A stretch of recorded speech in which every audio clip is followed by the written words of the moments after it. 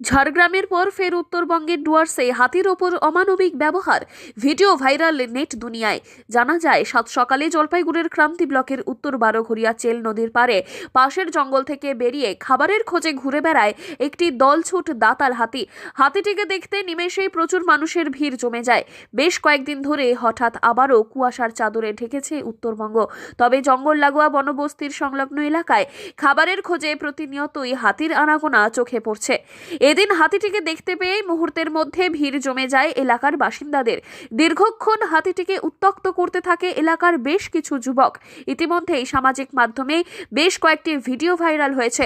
একটি ভিডিওতে দেখা যাচ্ছে একটি জেসিবি গাড়ির দিকে তেড়ে যাচ্ছে সেই দলছুট দাতাল, আর সেই সময়ই ঘটে বিপত্তি।